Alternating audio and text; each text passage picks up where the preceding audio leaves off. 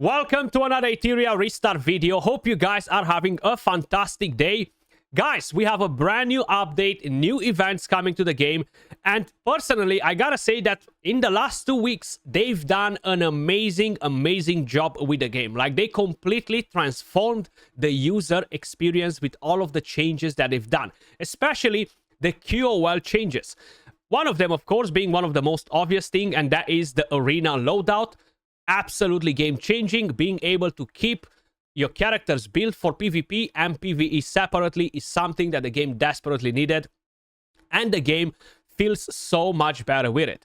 And of course, talking about the other part as well, basically the presets for all of your gear dungeons. So when you go into a run right now, truth be told, it took me a little bit to notice it because I was expecting it to be somewhere at the top right corner, but instead is just down here. So you can save your presets and just instantly use them without having to go and swap builds left and right, which once again made the game feel extremely good. Now, the game itself was already very good at its core. It runs very smoothly, to be honest. No bugs, no crazy things happening. So with these changes, the game became so much freaking better. We're going to have a new update as well that will introduce some new events. We're going to go over it in just a second. I do want to let you guys know that I am hosting a giveaway. I'm going to give away over 30 Apex summons to the subscribers. Once we're going to reach 1,000 subs on the channel, guys, we're going to give away a few of these packs or whatever else we have at around the same price. Either 3 of these, either some of them from the weekly pack, whatever we have available during that time. All you gotta do is basically drop a comment and let me know which one is your most favorite unit or your most wanted unit in the game, and make sure you are subscribed to the channel. Without further ado, let's dive straight into the patch notes. Now, the funny thing, I've already seen people complaining on socials, especially on Reddit. I freaking hate that platform. People only complain there. They do nothing else. But leaving all that on the side, basically they complained. What do you mean? You're bringing an event straight after you release the Apex banner? Chill, guys, because this event is not for the Apex summons, it's for the permanent banner. They're not connected. It doesn't matter if they're bringing it today or they were bringing it together with the Apex summons event, because they're not related, okay? So chill, stop complaining about everything that makes no sense. But leaving all that on the side, the new update, guys. So, flash update that will be happening tomorrow, okay? We are gonna get 100 crystals as compensation. We have new content, and we have a limited time event, Wish Binder gift. Now, some people think that we might get a selector out of it. I really don't think it's a selector. I think it's actually something else, but we have some very good units in there, okay? The Quantum Cipher box, including SSR NMS selection, Kloss, Veronica, Tsukiyomi. So I feel like once you summon enough to basically get that Quantum Cyber box, you're going to be able to select one of those characters. I'm not sure if they have more characters than that or that's it, right? But either way, we do have a Quantum prototype as well. So maybe that's something at a higher level with other units that you can select. Personally, I love the idea. Now, this will mean one thing, okay? At the moment, I'm personally saving my summons for the next banner, whatever that might be. We know for a fact that in around 3 weeks, less than 3 weeks, we're going to get a new banner for non-LD units, which means that I might want to continue to save all of my summons for that.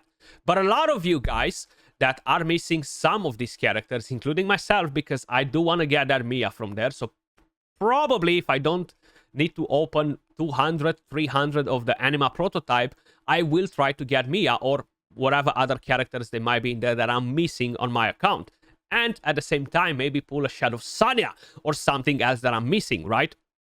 But you need to be very careful and very selective with this because, as I've mentioned, going on this event, it might cost you the next banner. That unit might be good, that unit might not be good. We don't know that yet. So we gotta see basically for how long this event will last, Maybe it's going to be for a week, for 2, for 3, for 4. We really do not know that. Summons on any of the banners do not count. Only summons on the regular banner, the permanent banner, okay? So you need to keep that in mind. From here, I definitely would love to get different characters. I don't know why I said Mia. Probably I've just seen this image right here, assuming that she is part of it. But we have Klaus, Veronica, and Tsukiyomi. Thankfully, I have all of these 3 characters.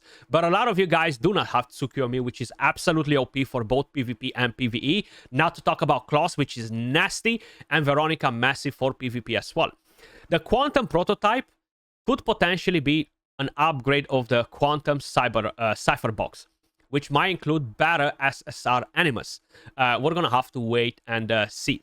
Now, you're going to need to be level 15 in order to unlock that. We do see Mia right here. She could potentially be part of this box right here, or maybe not. Not 100% sure. Then, the next event is back 2X, the Galore event, guys. Of course, for investigation, thresholds, and GP outpost. And that will start this coming weekend on Saturday, if I'm not mistaken. And as usual, will last for 2 days. I do have some stamina saved up because I was waiting for the next 2X. I'm not super loaded, but the good thing is that last time, when I saved a lot of it, I actually did not manage to use it all, right? So this time around, I'm going to go very ham on the Aurora and probably a bit on Doki Doki. I don't need to do outposts or anything like that because I feel like I'm fairly loaded since last time in terms of resources. Like, yeah, doing maybe a reason, 20 battles in the reason could be good. But the rest, I feel like I'm pretty good with what I have, right? So I don't have to stress about it. And I don't really think I need to basically go and do the XP ones, right? I have a good chunk of XP, not crazy, but decent.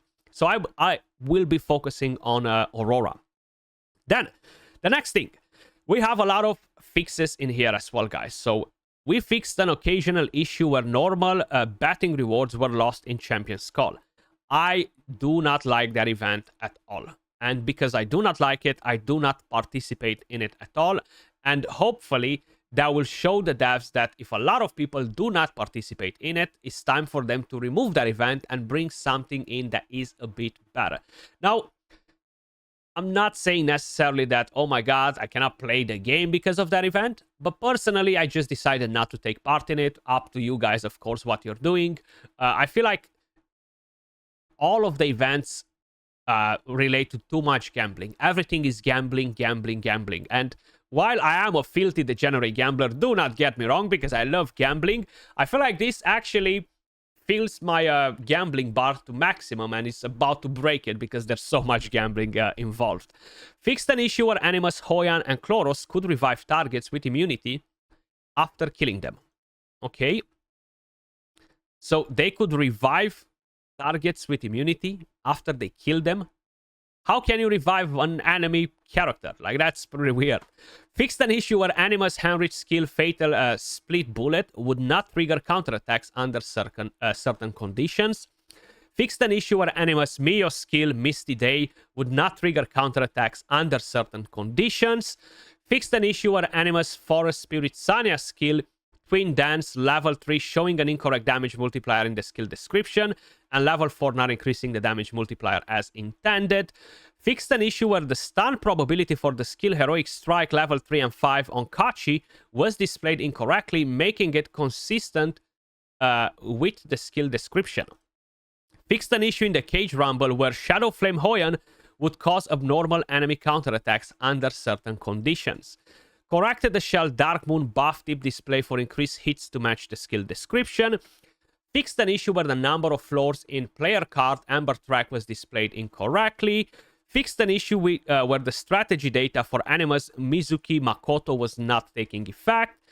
Fixed an occasional display issue in formation where Animus would overlap in lineup position when switching formations. Fixed an issue in Summit Arena where receiving other invites in the gameplay interface would cause abnormal display. And fixed an abnormal settlement issue when matching with placement opponents in Summit Arena. Fixed an issue in Archive where the character Animus Null was not immediately unlocked after being obtained. Fixed some multilingual text display, and fixed an issue where the effect stacking of Shell Gold Lion was abnormal under certain conditions. Not sure exactly abnormal in what way. And then they optimized and made some adjustments to these things. Arena loadout optimization, fixed an issue where Animus stats were not updated in real time on the interface, adjusted the applicable modes, Etheria, Summer Arena, Fearless Arena, and Union United Front. One thing that I would still like to see, maybe is already in the game, and I just did not notice it. Talking about unions, apologize for all of these dots, guys.